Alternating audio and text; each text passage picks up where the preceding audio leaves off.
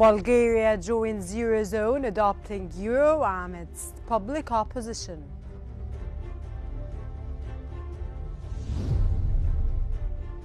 United States cuts proposed tariffs on Italian pasta markers after a review.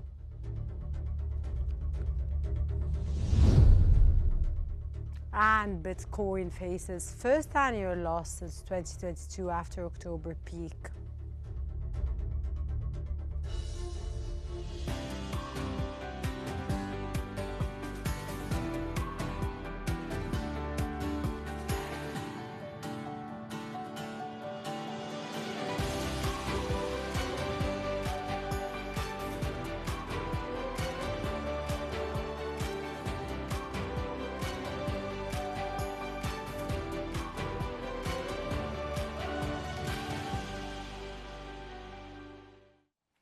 Welcome to the Economic News Bulletin. We start off with Europe, where the European Commission announced that the EU's carbon border adjustment mechanism enters its definitive phase on January 1st, 2026, marking the enforcement under CBAM importers of carbon-intensive goods, cement, iron and steel, aluminium, fertilizers, electricity and hydrogen must declare an embedded greenhouse gas emissions and surrender certificates matching those emissions. Applications must be submitted before import and by March 31st at the latest for all affected companies. The mechanism ensures that imported goods face the same carbon cost as EU produced items under the emissions trading system, supporting climate goals and preventing carbon leakage.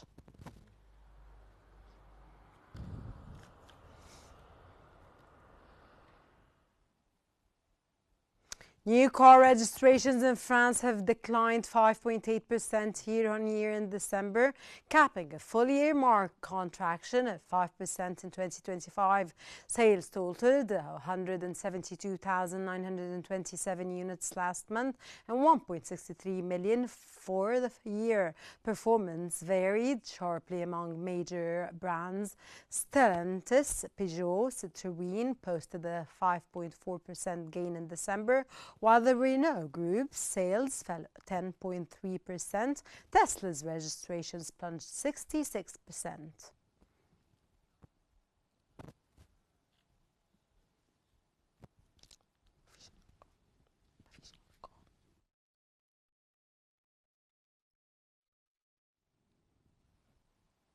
The Netherlands is overhauling its 1.8 trillion euro pension system from guaranteed payouts to investment-based accounts from January 1st, 2026, affecting up to 11 million savers. Funds will move from defined benefit to defined contribution schemes with payouts tied to investment performance. Large surpluses allow some pensions to rise up to 7%.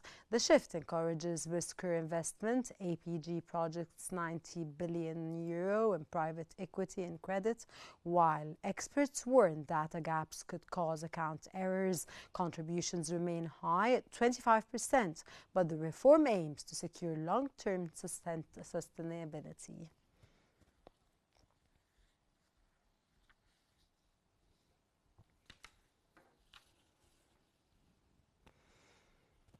Bulgaria has adopted the euro on Thursday, joining the single currency bloc despite opposition from parts of society.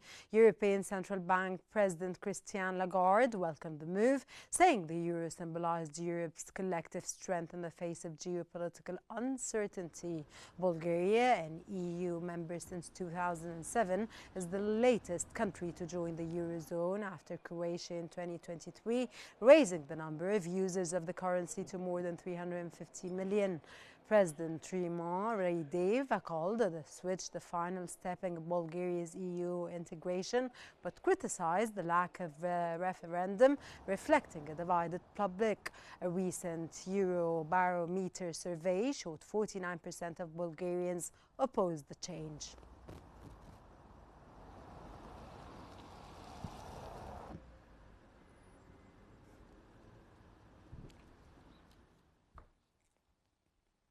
And for further analysis, we're joined by Mr. Meher Nicolas Fazuli from Paris. Thank you very much, sir, for being with us, and welcome to Q News and Happy New Year. Sir, what immediate benefits will Bulgarians see from adopting the euro at this point? I'm delighted to join you today on this first day of the new year, and once again, Happy New Year to you and your viewers. The benefits are not clear. So basically, the problem is that it's a long process. So if you are an EU member state, which is the case of Bulgaria, it takes more than 10 years of highly bureaucratic process for you to join the unified currency unit, the euro, right? So in a way, it was expected because it's the consequence of years of, cumbersome bureaucratic process. I don't think it's going to change a lot. I think the negatives may be worse than the positives.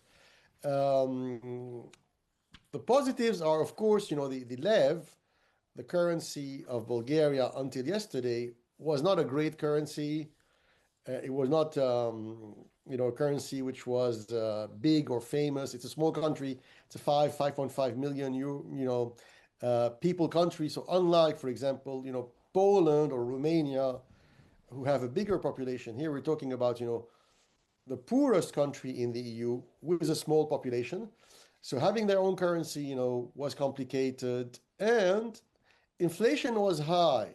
So one of the arguments in favor of the euro was, look, we have 5% inflation in Bulgaria. It's too high. Perhaps if we join the euro, inflation will be stabilized. I think that's the main argument. Another argument is, the classical neoliberal argument, which is, that open markets, unified, currencies is great, blah, blah, blah. This is the usual neoconservative, neoliberal propaganda favoring open markets, low tariffs, and unified currencies. But let's put that aside. Let's focus on inflation. So yes, Bulgaria had an inflation problem, partly due to the fact that they had a weak currency, blah, blah, blah. But I think, honestly, personally, as a geo-economist, I think they're moving into the Eurozone, they're adopting the euro currency, will not solve the inflation issue. So I think, in countries like Bulgaria, inflation will remain high in spite of the euro. And here, there's a potential problem in the future because when they had their own currency, the National Central Bank of Bulgaria could adjust interest rates to respond to inflationary pressures, right?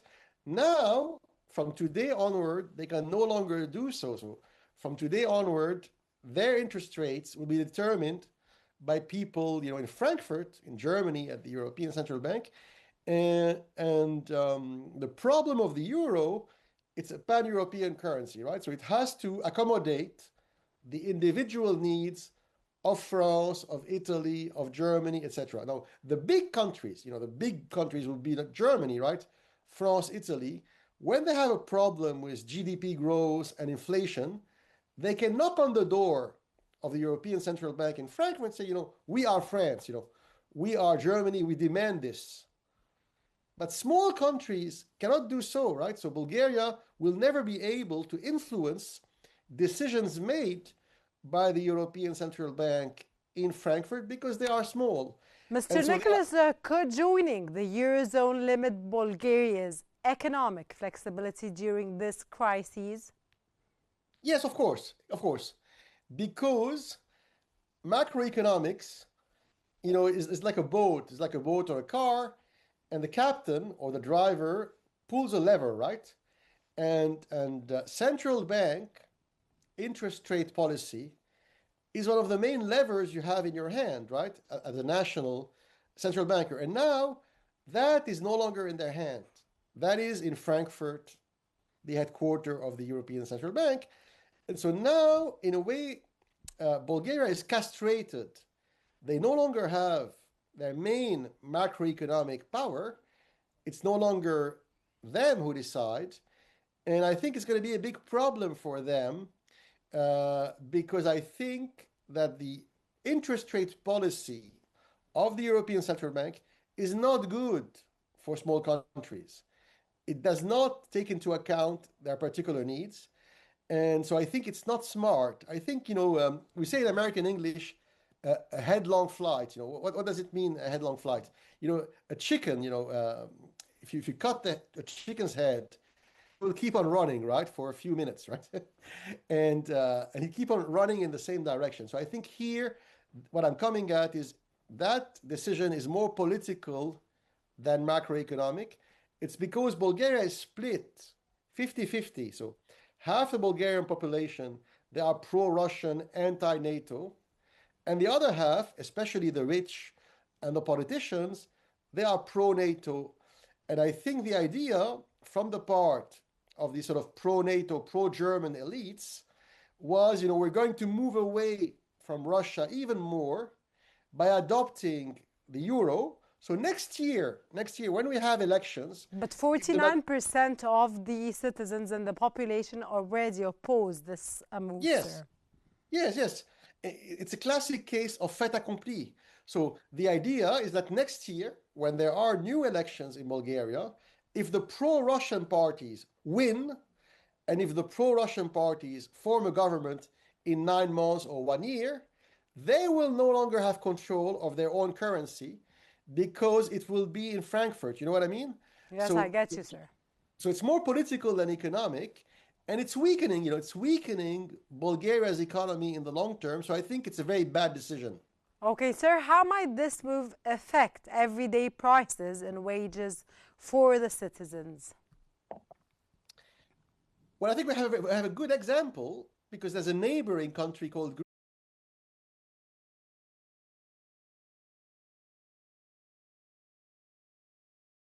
So, for example, in big cities like Sofia, the price of real estate will rise. And in big cities, inflation will rise, and the rich will become richer, and the poor will become poorer. So, who is going to suffer? The middle class, the Bulgarian middle class, they will suffer a lot. I think Bulgarian industrialists, small and medium-sized enterprise, for them, trading in lev, the Bulgarian currency, was good because it gave them flexibility.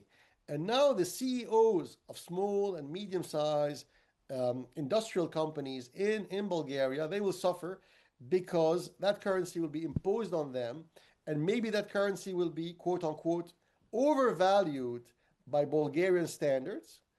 And it's not great because if you want to export industrial products, it's your interest to have your national currency being undervalued, if you know what I mean. So, for example, now, Trump is doing many things in America to push the US dollar value down because it's great for American industrial exporters, right? Very smart. Very selfish, but very smart. And so Bulgarian exporters, Bulgarian industrial producers, they can no longer do that.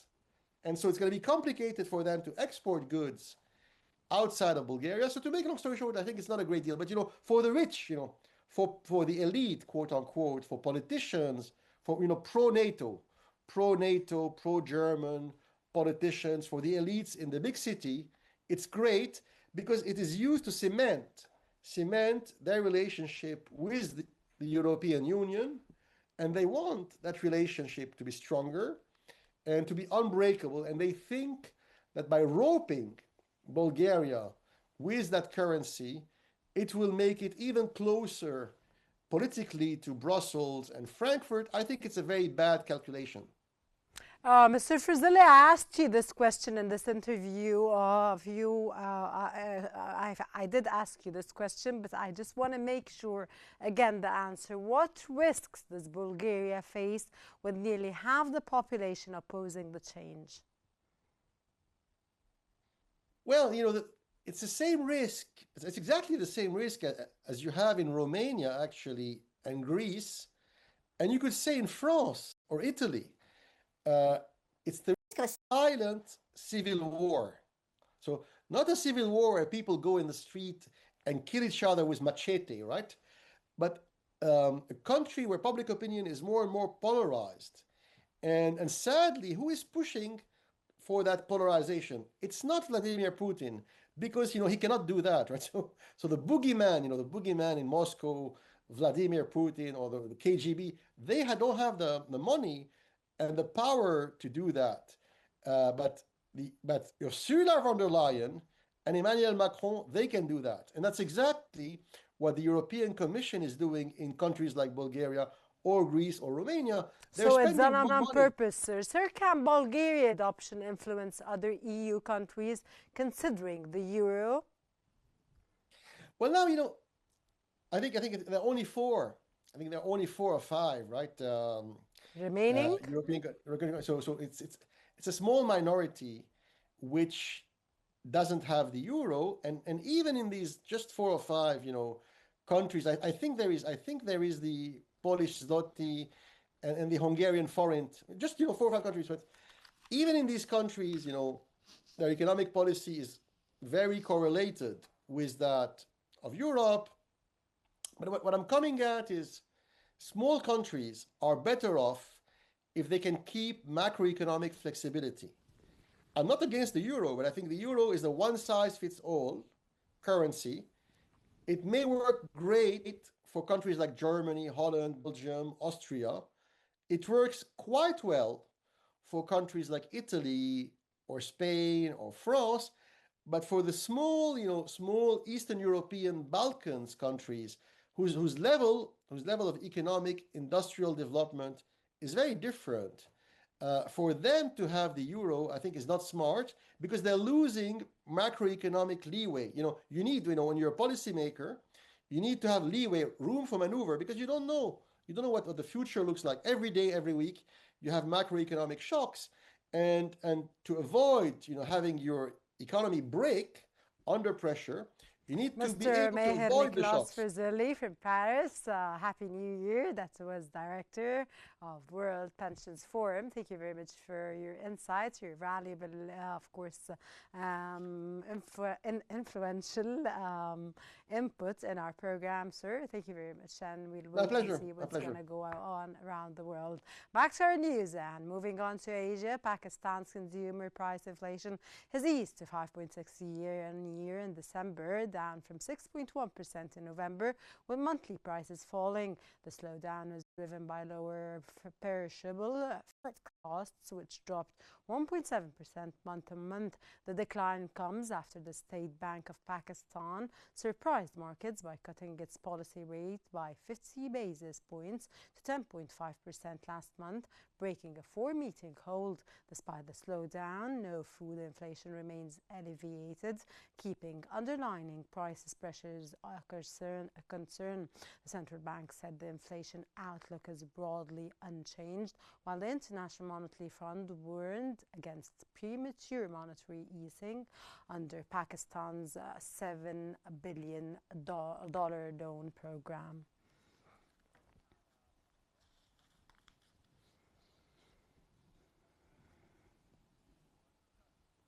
Moving on to Africa, where Cameroon will impose a corporate tax on foreign digital platforms without a local presence starting January 1st, 2026. Companies with at least 1,000 local users or annual revenue above 50 million CFA francs will pay a minimum of 3% tax on Cameroonian revenue, potentially rising to 30% on profits. The reform aims to capture value from the digital economy level of the playing field for local businesses and boost state revenue, continuing Cameroon's broader digital tax expansion over the past 5 years.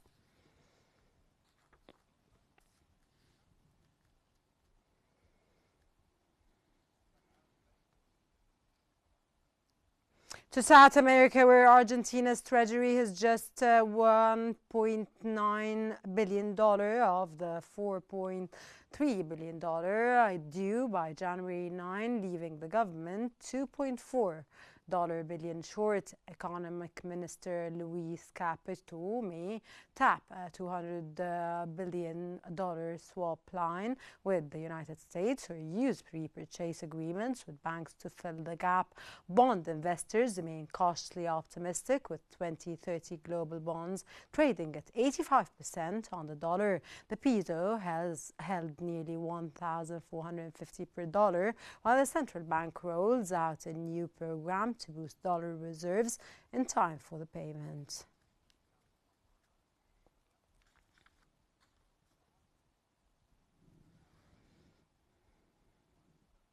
In Oceania, Australia's housing market ended 2025 with record prices, though rising rate fears and affordability concerns are starting to cool growth. National home prices rose 0.7% in December to median $901,257 Australian dollars, the smallest monthly gain in 5 months. Sydney and Melbourne saw slight declines, while Adelaide and Perth jumped 1.9%. For the year, prices climbed 8.6%, the strongest annual gain since 2021. Experts warned that inflation, potential rate hikes, affordability issues, and tighter lending scrutiny could slow the market, though chronic supply shortages may provide some support.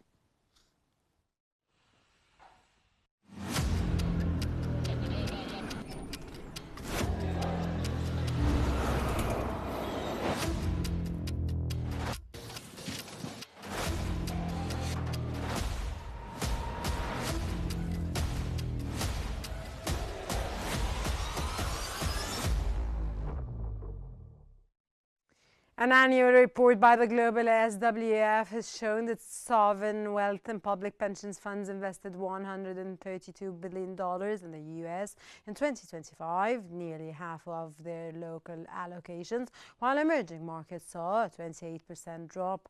SWF assets hit a record $15 trillion, with the US attracting two-thirds of investments in digital infrastructure, data centers, and AI. Gulf funds led the spending, including Saudi Arabia's PIF $32.2 billion and Abu Dhabi's $32.7 billion, alongside Canada's CPP and Singapore's GIC. The report underscores the US's continued appeal, even as private funds shift to emerging markets and oil-dependent SWFs brace for leaner years.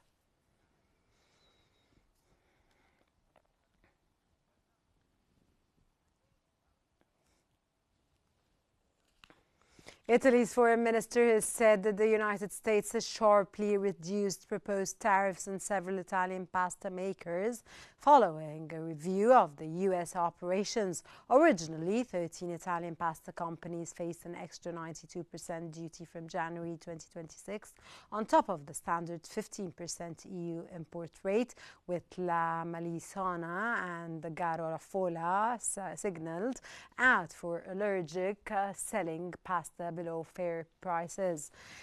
Allegedly, after the reassessment, La Malisana tariffs was cut to 22.26% and Garofalo's to 13.98%, while the other 11 producers face a 9.09% rate. Italy's foreign ministry said the revised duties reflect U.S. recognition of the company's cooperative approach, and full review results will be released on March the 11th.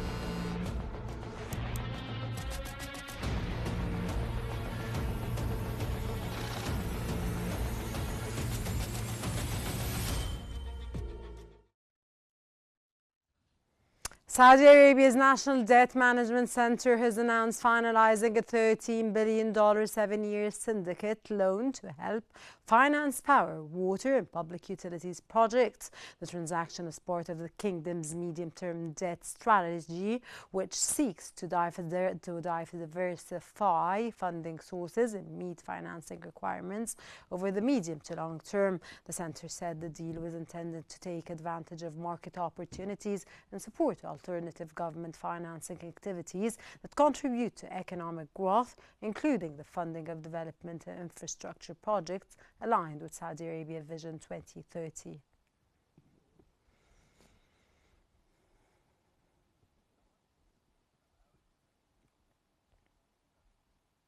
Before your next sip, count the sugar because every spoon now comes with a price. Our colleague Rehan Morsi tells us more. When you think about how much sugar is in your drink, you're usually counting calories, right? Well, not anymore. Now you'll be counting money because every spoon counts. That extra spoon you added while just saying one more, well, congratulations. You may have just upgraded your drink to the premium tax tier. Welcome to the UAE's new sugar economy, where sweetness is no longer just a flavor, it's a line item. Under the new excise tax rules, drinks are taxed by how sweet they are, not by brand, not by size, but by sugar content. Low sugar drink, less than 5 grams per 100 milliliters, zero tax. Enjoy it, guilt-free, wallet safe. A bit sweeter, between 5 and under 8 grams, that's 0.79 dirhams per litre. It's still affordable, but we're watching. Loaded with sugars, that's 8 grams or more. That's 1.09 dirhams per litre. Your taste buds are happy, your receipt, not so much. More sugar, more tax. This is what economists call sweet accountability. As for artificial sweeteners with no sugar, still tax-free, living on borrowed time. And for producers thinking of skipping the lab tests, no paperwork means maximum tax by default. So in other words, innocent until proven sugary. The new system goes live on January 1st, 2026. Companies are on the clock and consumers might feel it in their drinks. This isn't about banning your favorite drink. It's about nudging choices, reducing health risks and letting prices do the lecturing. So next time you reach for a drink and think, what's one more spoon? Remember that in the UAE, that spoon might come with a bill.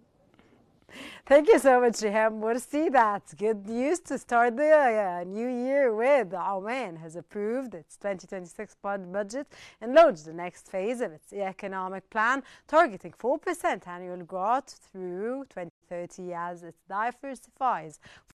Oil revenue is projected at 11.45 billion riyals and spending at 12 billion riyals, leaving a deficit of 530 million riyals or 1.3% of GDP. The budget and the 11th five-year development plan allocate 400 million riyals annually to economic transformation projects focusing on fiscal sustainability, non-oil revenue growth and job creation. Inflation is expected at 1.4% in 2026, while net oil revenue will still account for about half of total income.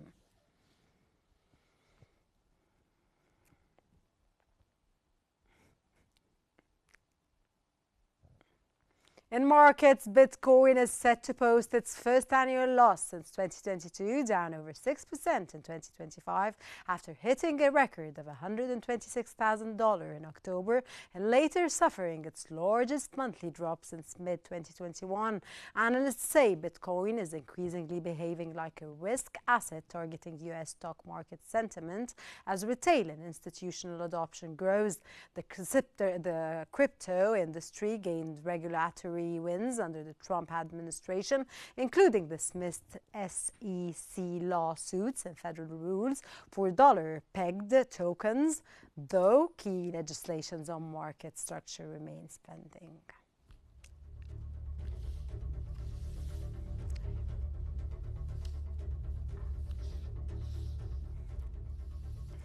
And that brings us to the end of our economic news bulletin. But before we wrap up, here's a quick recap what we've covered.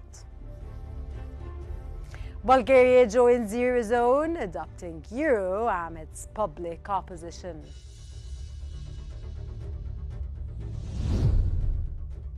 United States cuts proposed tariffs on Italian pasta makers after review.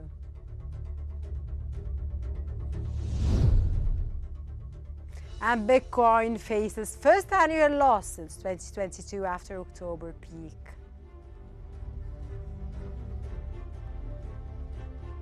That's all for today's Economic News Bulletin and Roundup. Thank you very much for joining us. Stay informed, stay ahead, and we'll be back with the latest updates tomorrow. And don't forget to follow Qnews on YouTube, Facebook, X, Instagram, and TikTok at Qnews AG to stay informed. Happy New Year, and thank you very much, Hanan, our Editor-in-Chief, for working so hard on this bulletin on the first day of the new year.